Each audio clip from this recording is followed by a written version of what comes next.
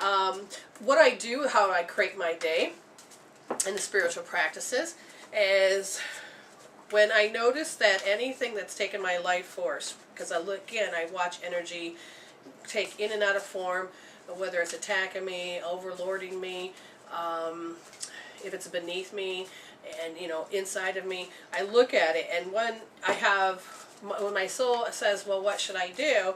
Then I ask the question, what's my intention with this? So I create my day by getting guidance. I say, thank you for arranging my day, even though I don't even know what it is, because it'll be created better than I can. I am going to ask, what is the intention for Monday? And they're saying that there is no intention, so you're going to have to make sure you understand that when you create your day, to use intention. What'd you get? I got purification and choosing peace. That's which cool. is funny because of what we were talking about. So yeah, we have to purify, we have to heal in order to be able to, it's really great. I choose peace. I'm going to have peace in my world. Well, what has to happen is you have to purify, which is what we were just talking about, upgrade and heal so that peace does become the option. I feel like my thoughts just kind of went bloop, bloop, bloop, bloop. Because it came over to me. What's interesting is that I have no idea. I just grabbed a card and I didn't have any intention, and this is what happens when you don't have intention, I guess. You may be mistaken a rogue wig for a fun ride. You may only coast for so long before you hit the shoreline with a smack. The tide is being ebbing, and your activities are now preparing you for what that wonderful wave comes in for you to ride. You are meant to learn how to be a strong swimmer. Don't worry, preparation ensures a successful result. However, you must wait patiently for the right moment to come. Now is the time for conscious preparation and skill building. If without intention, you never know which ride to, what wave to ride on. Without intention, you won't have that inner guidance system you need. So then all of a sudden you think, oh, now's the time, and then all of a sudden you crash. Oh crap!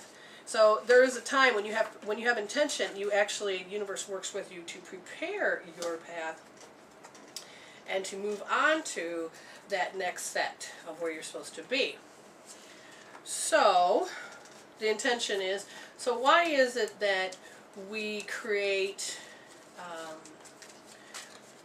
We have a wonderful service, and I know we do. We're more or less on the pioneer edge of taking everything that's already out there and compiling it and creating a voice of where we are. If you look in the back, you have Tesla. Think about that. Tesla was during the era where other people were developing electrical things and stuff. Everybody else got patent, and he was considered the crazy one. And he had a different version of how he wanted to show life and how it looked and where things were going. And when that occurred, he was bringing something new onto the planet, but not really too new because everybody else was doing it. But his voice was different, very unique. Well, what about this area with this? And it wasn't until after he died that people confiscated his stuff, the government did, hid away most all of his things, and the people that their patents were based on his technology, they reversed it in court so that he now gets recognized. But when you're bringing something new on the planet that has a unique voice, sometimes you hear way before your time just so you can set the seeds. Mm-hmm. For those that come in next, will be able to make it grow. Yes. And usually we're taught in this world that you won't be recognized and you won't get recognition until you die. Right, great artists don't get to sell their paintings for millions of dollars till they're dead. That's your biggest ones because that's about expressiveness of who you are. That's a fabulous catalog of life. And I know that I'm bringing onto this part of the planet stuff. Again, this is all the stuff. I mean, Swedenborg, when was Swedenborg doing his thing? Mid-18th century. In the 18th centuries. I mean, Jen thought I had studied Swedenborg to some degree. I hadn't even known the guy. But there's already this stuff that's here on the planet, and it's rearranging them. But see, now I'm at the pioneer level of showing you the quantum law of attraction. There's quantum physics, and then there's law of attraction, but when you put them together, it doesn't have a voice. We've talked about mirrors and relationships, souls relationships. We've talked about what I like about you is what I like about me. What I don't like about you is what I don't like about me. And we go on such a deeper scale to help you understand that you are soul first, and you project life because this is an illusion. All these answers are here when you take and allow yourself to bring in something new. So we're bringing in something new, and I look up and I'm like, okay, 1 week we have our chat room completely full, and the next our boards are completely full. We have one phone call after another, and my intention was today, do the radio show, do what I'm supposed to do. Thank you, God, for arranging my day. Now, as a human being, I'm looking going, why all of a sudden we have no callers? Why everybody's, a lot of people have a routine. How do we line up ourselves to those that want to hear it? I know people like psychics, but yet I present it differently. And most people look at it and says, oh my God, I don't want to hear that. You're telling me I have flaws. No, I'm not telling you you have flaws. That's how you're interpreting it. This is where you're losing energy and life force. Mm-hmm. Exactly. And it may be something that you're so used to, and it's so part of your comfort zone and so ingrained into your daily routine that, what do you mean I have to give that up? Exactly, because that's who you are. Because you're and over-identifying. that's the interpretation. Mm-hmm. When first hearing the information, I remember feeling that way on many different issues. And you're simply saying, if you're running this program, if you imagine that we're like a computer, the computer is a great analogy, we're a computer, and you've got this program running, and it's stealing your life force. It's making the rest of your operating system run slow. It's like the virus scan and that kind of thing to say, okay, this program is taking away energy, and you could be operating at such a higher level if you got rid of this program. Our mind, our first interpretation of that is, but I like it! I want that! That's mine! Don't take it away from me! But it's then once you start, and it's the definition, and going through that defining process of what we just did with mortification a little while ago, you start defining, what does it mean to have this? Well, what does it mean to have this? Who would you be if you didn't have this going? Well, I don't know. And then, okay, so what does it feel like when you don't know? When I don't know something and I'm uncertain, what does that bring up? And so then you have to go, and so then is that uncertainty something that's afraid, or that that is causing discomfort? And so it's all those fine layers of taking away the programs that are taking life force away. And if we look at it from another point, I love the analogy you gave. Look at it from this. Here we are, we're completely whole. Something like a tragedy, I can't say the word, Tragedy. and a trauma and a drama occur. What happens is that then your life force, the energy flows, and you then have to become something else. And when bad stuff happens, that is your subconscious way of saying, how do I get you to change from being this person into the next level of who you're supposed to be? And sometimes we have to be slapped so that we can take our mindset off of where we're looking and then create a new vision. Like the part of growing up and you're supposed to do this and you refuse to learn it.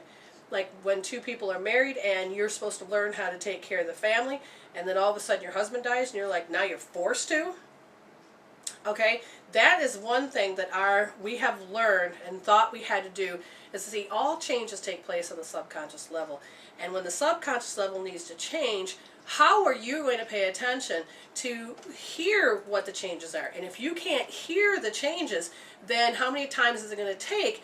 And usually it could be a major bitch slap. Something bad can occur just so that your subconscious level will change. It's what I call path switching. We'll talk about that more maybe in a few minutes or later. But it is tapping into your identity. Here's the illusion. Here you are. And how you identified that moment, you labeled it, you put emotions on it, you define it, you created a relationship with it, good or bad, indifferent, it's there. And when that program worked for you but no longer does, then it's actually depleting your life force. So when I had to understand that mortification, yes, it has a different label, but really it's about how to respond. I asked Jen, what time are you going to get up? She says, at this time.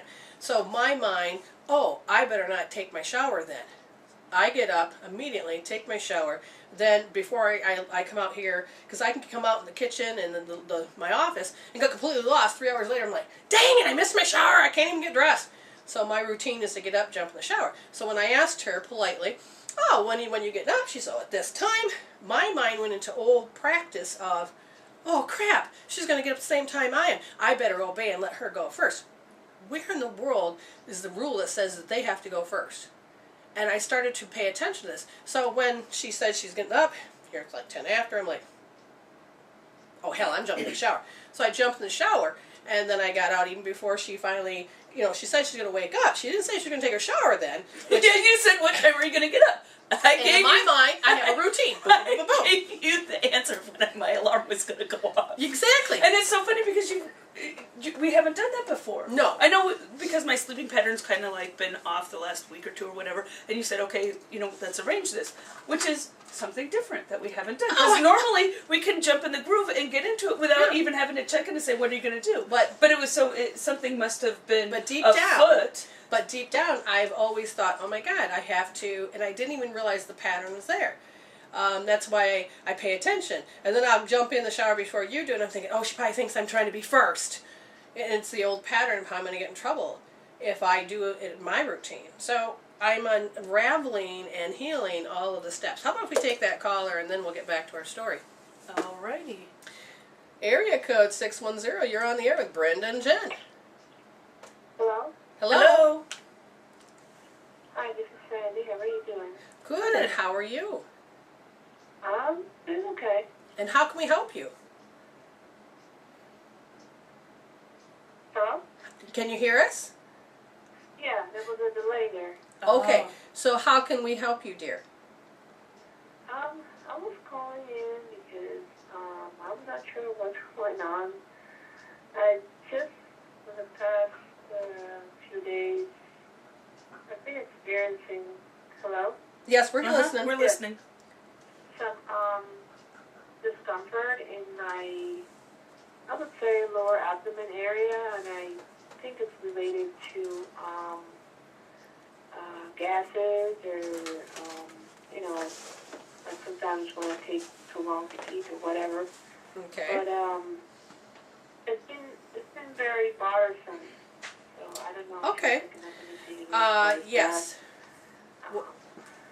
What I'm seeing, okay, is that, remember, everything's based on energy, so energy is coming into your space, and it says that your body's going into a great alarm. The stomach is the alarm system, and when you have disturbances about how you can't process something, so you're not consciously aware of the fact of this energy. It's not evil. All it is the energy of how Do you people... think it's energy in my house? Let me ask, is the energy in the house? No, it's about how you're going to have to interact with people. Oh. Now, have you decided, have you started a new job? Have you started going to school? No. It's something, it's a discomfort I feel that, I even have to, I'm taking some over-the-counter, medication. I'm trying to take some other alternatives because it is bothersome. It is painful, Yes, and what we're saying is what's causing a physical reaction is how you're interacting with people. But if you want to say what is physically going on, then we can skip all of the spiritual insights and just go into the physical aspect of it. And it looks like you are having, your body is in alarm, so your immune system is attacking. You might have an infection or a yeast or something because your body looks like it's building up energy to attack, and that's where the pain's coming in. I'm asking if it's a specific organ that is going on. No, and it's the body's reaction to... Now, let me ask you, do you have any wheat allergies, gluten issues? No, it's mostly what's hurting me is like when I wait too long to eat. There's an accumulation of like gases. Correct. And, Okay. Like I've been trying to do certain things to suppress that. It works, but like when I wait too long to eat, it's too late, and even if I eat, I know it's going to pain me.